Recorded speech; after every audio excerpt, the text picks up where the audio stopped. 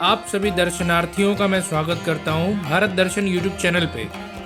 क्या आपने कभी सोचा है प्रभु श्री रामचंद्र ने लंका प्रवास के दौरान सीता माता की खोज में जिन रास्तों पर प्रवास किया था, क्या हमें भी मौका मिल सकता है उन्हीं रास्तों को देखने और भ्रमण करने का? तो मैं आपको बताने वाला हूँ IRCTC और भारत सरकार द्वारा चलाए जाने वाले रामपथ यात्रा पैकेज के बारे में। इस पैकेज में उन्हीं स्थानों का भ्रमण कराया जाएगा जहां लंका प्रवास के दौरान प्रभु श्री राम ने भ्रमण किया था। तो आइए शुरू करते हैं इस वीडियो को।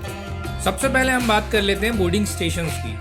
22 फरवरी 2022 को शुरू होने वाली यात्रा का प्रथम स्टेशन होगा साबरमती स्टेशन। यहाँ से ट्रेन प्रस्थान करेगी रात 1 बजे। यही हमारी यात्रा का प्रथम स्टेशन भी होगा। इसके बाद बड़ोदरा, गोधरा, मेघनगर, रतलाम, नागदा, उज्जैन, सीहोर, भोपाल, विदिशा, गंजबासौदा, बीना, ललितपुर और आखिरी स्टेशन हमारा होगा झांसी। ये सभी बोर्डिंग स्टेशन होंगे।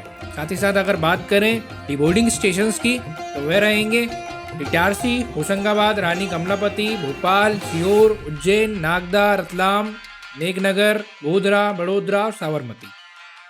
24 फरवरी 2022 को हम पहुंचेंगे अयोध्या रेलवे स्टेशन।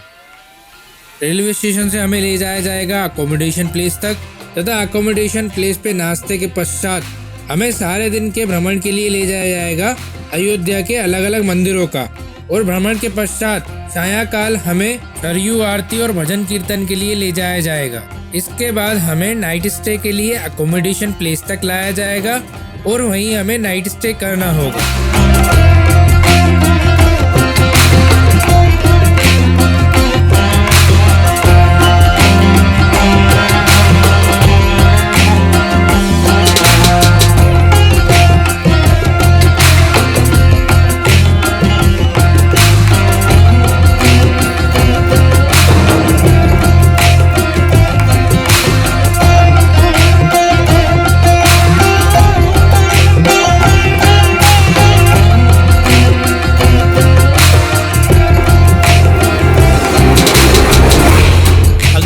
25 फरवरी को ब्रेकफास्ट के बाद हमें ले जाया जाएगा नंदीग्राम भ्रमण को, जो कि अयोध्या से 20 किलोमीटर की दूरी पे है और इसे हमें ट्रेवल करना होगा बाय बस। नंदीग्राम में एक कुंड है जिसका नाम है भरत कुंड, वहाँ हमें घुमाया जाएगा। तत्पश्चात हमें वापस से अयोध्या रेलवे स्टेशन की ओर लाया जाएगा तथा दोपहर में हमें सीतामढ़ी के लिए निकलना होगा, जो कि हमारा नेक्स्ट स्टेशन है। 26 फरवरी 2022 को हम पहुंचेंगे सीतामढ़ी रेलवे स्टेशन। वहां से बाय बस हमको ले जाया जाएगा जनकपुर नेपाल के लिए। वहां हमें विजिट करना है राम जानकी मंदिर। माना जाता है कि वहां माता सीता का जन्म हुआ था और वहीं माता सीता का बचपन व्यतीत हुआ।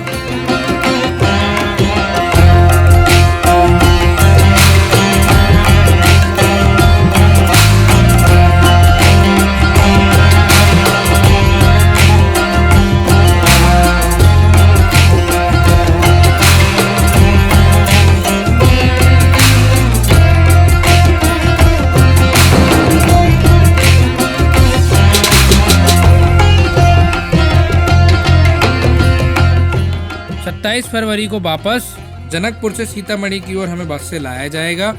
यहाँ सीतामढ़ी में भी एक और जानकी मंदिर और पुनौरा का हमें दर्शन करना है। दर्शन के बाद हमारा अगला पड़ाव होगा वाराणसी। 28 फरवरी को हम वाराणसी पहुँचेंगे। वाराणसी में हमको सबसे पहले तुलसी मंदिर का भ्रमण कराया जाएगा। कहा जाता है ये वही तुलसी मंदिर है जहाँ गोस्वामी तुलसीदास जी ने रामचरितमानस का निर्माण किया था। इस मंदिर की सुंदरता इसमें है कि इस मंदिर की दीवारों पर रामचरितमानस का अंकन किया गया है।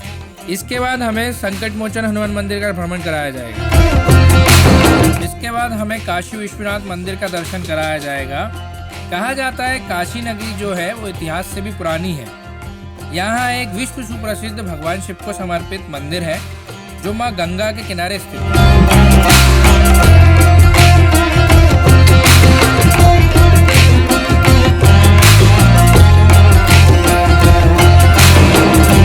मार्च को हम विजिट करेंगे सीता समाहित स्थल पर। ये वही स्थल है यहाँ माता सीता ने अपने आप को धरती में समाहित कर लिया था। कहा जाता है कि इसी दौरान श्री राम जी ने माता सीता के केशों को पकड़ लिया था और उन्हीं केशों का एक अंश एक बाल वहीं स्थान पर रह गया था। आज महिलाएं उस स्थान का पूजन करती हैं, उस बाल का पूजन करती हैं और कामना करती हैं कि उनका जीवन मंगलमय रहे। सीता समाधि स्थल के दर्शनों के बाद प्रयागराज के लिए अगला हमारा पड़ाव रहेगा, जहां हम इवनिंग में विजिट करेंगे भारद्वाज मुनि आश्रम को। महामुनि भारद्वाज सप्तऋषि में से एक ऋषि माने जाते हैं तथा भारद्वाज मुनि से श्री राम जी का मिलन वनवास के 14वें वर्ष में और लंका विजय के उपरांत जब भगवान श्री राम अयोध्या की ओर वापस आ रहे थे तब हुआ था। वहीं पर भगवान श्री राम से भरत मिले तो भरत जी ने श्री राम प्रभु को अयोध्या के लिए आमंत्रित किया था।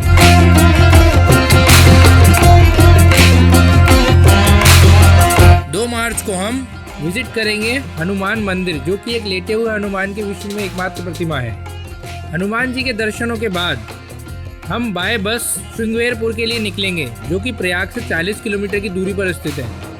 श्रृंगवेरपुर वही जगह है जहां वनवास के शुरुआती दिनों में गंगा नदी को पार कराने के लिए भगवान श्री राम ने निषादराज नामक एक भील से सहायता मांगी थी। श्रृंगवेरपुर के बाद हम प्रोसीड करेंगे बाय बस चित्रकूट की ओर। चित्रकूट में हम भ्रमण करेंगे शाम को रामघाट का।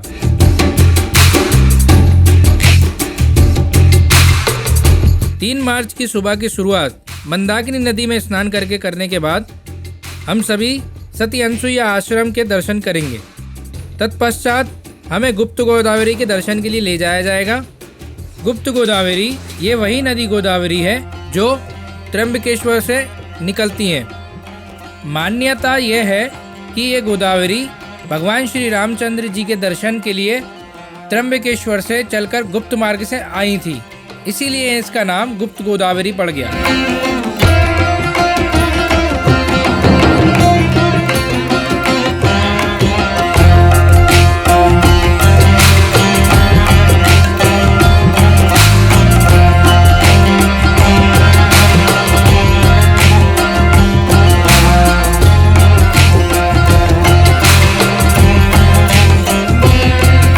गुप्त गोदावरी के दर्शनों के पश्चात हमें ले जाया जाएगा हनुमान धारा के दर्शन के लिए।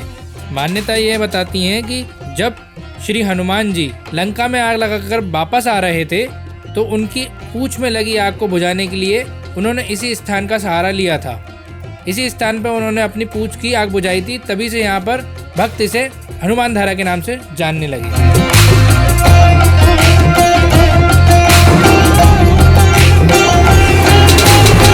4 मार्च की शाम को हम नासिक पहुंचेंगे। तत्पश्चात हमें होटल में ठहराने के लिए भेज दिया जाएगा। 5 मार्च की सुबह हमें ले जाया जाएगा त्र्यंबकेश्वर के दर्शन के लिए। त्र्यंबकेश्वर 3 पहाड़ियों से घिरे हुए एक स्थल बसा हुआ है। वो 3 पहाड़ियाँ ब्रह्मगिरी, नीलगिरी और कलागिरी। त्र्यंबकेश्वर मंदिर के अंदर 3 लिंग्स रखे हुए हैं, एक ब्रह्मा जी को समर्पित, एक शिव जी को समर्पित और एक विष्णु जी को समर्पित। ये 12 ज्योतिर्लिंग में से एक ज्योतिर्लिंग इसको भी माना जाता है तथा गोदावरी नदी का उद्गम स्थल भी इसी को माना जाता है। त्र्यंबकेश्वर के दर्शनों के पश्चात हमें पंचवटी ले जाया जाएगा। पंचवटी में स्थित सीता गुफा के हमें दर्शन कराए जाएंगे। मान्यताओं के अनुसार कहा जाता है कि सीता गुफा वह स्थान है पंचवटी का जहाँ से रावण ने माँ सीता का अपहरण किया था। अपने 14 वर्ष के वनवास काल में प्रभु श्री राम 14 वर्ष के वनवास के समय पंचवटी में कुछ समय के लिए स्थित थे। वहीं से माता सीता का अपहरण किया गया और आज ये पंचवटी नामक स्थान नासिक में स्थित है। रामायण काल में ये पंचवटी स्थान दंडकारण्य वन के क्षेत्र के अधीन हुआ करता था। इसके पश्चात हम नासिक से आगे की ओर बढ़ेंगे और हम्पी की ओर जाएंगे। 7 मार्च को हम हम्पी पहुंचेंगे। हम्पी में कई पुराने विश्व प्रसिद्ध मंदिर मिलेंगे आपको। रामायण की कथाओं के अनुसार माना जाता है कि हम्पी किष्किंधा का भाग हुआ करता था एक समय में। किष्किंधा की अगर हम बात करें तो रामायण में हमें जिक्र मिलता है किष्किंधा का, किष्किंधा कांड के अंतर्गत। ये वही किष्किंधा है यहाँ महाराज सुग्रीव का राज हुआ करता था और वही बाली के भाई भी हुआ करते थे। किष्किंधा में ही सुग्रीव और भगवान राम का मिलन होता है और सुग्रीव और भगवान राम की मित्रता होती है। एक मान्यता और भी है, माना जाता है हम्पी ही रामायण काल का किष्किंधा है। यहाँ भगवान शिव के विरूपाक्ष रूप की पूजा की जाती है। इस मंदिर में स्थापित शिवलिंग की कहानी रावण और भगवान शिव से जुड़ी हुई है। इस मंदिर की मुख्य विशेषता यह है कि यहाँ जो शिवलिंग स्थापित है वो थोड़ा सा दक्षिण की ओर झुका हुआ है। पौराणिक कथाओं के अनुसार रावण जब शिव जी के दिए हुए शिवलिंग को लेकर लंका जा रहा था तो यहाँ पर रुका था। उसने इस जगह एक बूढ़े आदमी को शिवलिंग पकड़ने को दिया था। उस बूढ़े आदमी ने शिवलिंग को जमीन पर रख दिया। तब से ये शिवलिंग जमीन पर जम गया और लाखों कोशिशों के बाद भी ये हिलाया ना जा सका। मंदिर के दीवारों पर इस प्रसंग के चित्र बने हुए हैं जिसमें रावण शिव से पुनः शिवलिंग की उठाने की प्रार्थना कर रहा है और भगवान शिव इससे मना कर देते हैं। हमारी यात्रा का अंतिम और आखिरी पड़ाव होगा रामेश्वरम। हम रामेश्वरम पहुंचेंगे 8 मार्च को शाम के समय। पहुंचते ही हमें अकोमोडेशन और नाइट स्टे के लिए भेज दिया जाएगा। बात करें अगर रामेश्वरम की, तो रामेश्वरम 12 ज्योतिर्लिंग में से एक ज्योतिर्लिंग है और ये भारत के दक्षिण में स्थित है। जो मान्यता उत्तर में काशी के लिए प्रसिद्ध है, समान वही मान्यता दक्षिण में रामेश्वरम के लिए मान्य है। कथा के अनुसार जब भगवान राम समुद्र पर राम सेतु बांध रहे थे, तब समुद्रदेव से आग्रह के दौरान जो शिवलिंग बना के उन्होंने समुद्रदेव की आराधना की थी, वही शिवलिंग को आज रामेश्वरम के नाम से जाना जाता है। अंत में अगर बात करें धनुषकोडी की, तो धनुषकोडी भारत का सबसे अंतिम शोर है, जो कि एक आइलैंड है और यहाँ तक जाने के लिए सिर्फ और सिर्फ आपको रोडवेज मिलेंगे। यहाँ से हमारी यात्रा समापन की ओर प्रस्थान करेगी और हमें वापस से हमारे गंतव्य स्थान तक छोड़ दिया जाएगा। जो डिबोर्डिंग स्टेशन मैंने आपको शुरुआत में बताए थे, वही डिबोर्डिंग स्टेशन आपके रहेंगे। आइए अब चर्चा कर लेते हैं इस पूरी यात्रा के सबसे मुख्य भाग की। इस पूरी यात्रा में लगने वाले खर्च के बारे में मैं आपको बताना वाला हूँ। इस पूरी यात्रा में सबसे पहले मैं बता दूं, आपको मिलेंगे 16 रातें और 17 दिनों की जर्नी। इस पूरी यात्रा में आपको मिलेगी ट्रेन टिकट, बस का साधन, खाना और फुल सेफ्टी एंड सिक्योरिटी के साथ गाइडेंस। इस पूरी यात्रा में एक पैसेंजर का चार्ज लगेगा 16,065 रुपए मात्र। इसमें आपका रहना भी रहेगा, खाना भी रहेगा। सुबह का नाश्ता, दोपहर का लंच, रात का डिनर इसमें पूर्ण रूप से शामिल होगा। इस पूरी यात्रा का अगर मैं एवरेज बताऊं तो पर डे आपको 1,000 रुपए के समथिंग लगने वाला है, जिसमें रुकने का भी शामिल रहेगा। तो क्यों इंतजार करना, आज ही अपनी सीट बुक करिए इस यात्रा के लिए। अगर वीडियो में दी गई जानकारी के अलावा कोई और जानकारी आपको चाहिए हो तो स्क्रीन पे दी गई कॉन्टैक्ट डिटेल्स के माध्यम से भी आप जानकारी ले सकते हैं। साथ ही साथ अगर आप चाहते हैं अपनी सीट को बुक करवाना तो डिस्क्रिप्शन में दिए गए लिंक द्वारा भी वो बुक कर सकते हैं। तो दोस्तों यही था आज की वीडियो में। आपको वीडियो कैसी लगी कमेंट करके ज़रूर बताएं। फ्यूचर में और भी इसी तरीके की वीडियो को पाने के लिए आप हमारे चैनल को सब्सक्राइब कर सकते हैं। अगर वीडियो अच्छा लगा है तो लाइक कर दीजिए। इसी तरीके से चैनल पे प्यार दिखाते रहें।